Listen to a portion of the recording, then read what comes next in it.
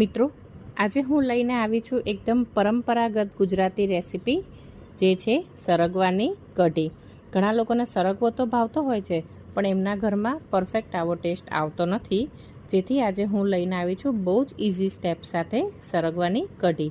તો ચલો આપણે ચાલુ કરીએ. જેના માટે મેં પહેલાં કુકરમાં સરગવામાં એક સીટી વગાડી લીધેલી છે, જેનો મેં વિડીયો ઉતાર્યો નથી કારણ કે સરગવો બાફવો એ બહુ બેઝિક વસ્તુ છે. ત્યારબાદ મેં કઢાઈમાં તેલ, સૂકા મરચાં, લવિંગ, રાઈ, હિંગનો વઘાર મૂકેલો છે અને ડુંગળી નાખી દીધેલી છે. હવે ડુંગળી આપણી ગોલ્ડન બ્રાઉન થાય ત્યાં સુધી આપણે એને સોતળવાની છે. અને ત્યારબાદ મેં એમાં આદું નાખેલું છે. આદુને મેં છીણીને નાખેલું છે. તમે ચાહો તો તમે ક્રશ પણ કરી શકો છો અને લસણ આદું બંને સાથે પણ ક્રશ કરી શકો છો. મેં અહીંયા બંને વસ્તુને અલગ રાખેલી છે. આદુને છીણીને નાખેલું છે અને લસણને મેં અહીંયા ક્રશ કરેલું છે. ત્યારબાદ આપણે ડુંગળીને ગોલ્ડન થવા દઈશું. અને તમે ચાહો તો લસણ પહેલાં પણ નાખી શકો છો, તો પણ સ્મેલ વધારે સારી આવે છે. ડુંગળી જ્યારે આપણે ગોલ્ડન બ્રાઉન થઈ જાય ત્યારે આપણે એમાં હળદર, લાલ મરચું, ધાણા જીરું બધું બેઝિક ઇન્ગ્રીડિયન્ટ્સ નાખી અને આપણે હલાવી લેવાનું છે, જેથી આપણા બધા કલર્સ, બધા મસાલાના કલર્સ એમાં ચડી જાય.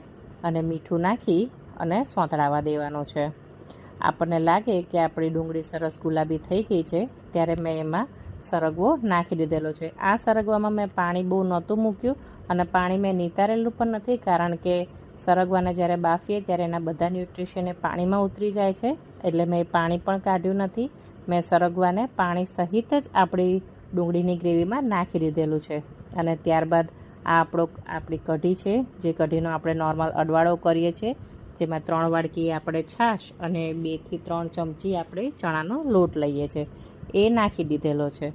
હવે આપણે ધીમા હાથે હલાવવાની છે કે જેથી આપણો સરગવો કઢીમાં છૂટો પણ ના પડી જાય અને સરસ આપણે બધું અંદર સ્મેલ બેસી જાય. સરગવાને આવી રીતે જ હલાવવાનો છે, નહીંતર સરગવો છૂટો પડી જશે તો એ બિલકુલ સળી જેવો દેખાશે. માટે સરગવાને હંમેશા સાઈડ બાય સાઈડ જ હલાવવાનું રહેશે. તમે જોશો કે આપણી કઢી જે છે એ ધીમે ધીમે ઘટ થઈ રહી છે. અને બસ આ બહુ જ ઇઝી સ્ટેપ સાથે આપણે એકદમ ચટપટી એવી ખાટી કઢી તૈયાર કરી શકીએ છીએ. ઘણા ઘરોમાં આ કઢીમાં ગોળ પણ નાખતા હોય છે.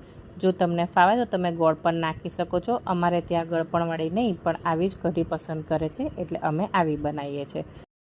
જો તમને મારી રેસીપી પસંદ પડી હોય તો પ્લીઝ લાઇક, શેર, સબસ્ક્રાઈબ કરજો અને બેલ આઇકન દબાવજો, જેથી મારી નેક્સ્ટ રેસીપીઝ તમે ફોલો કરી શકો. Thank you.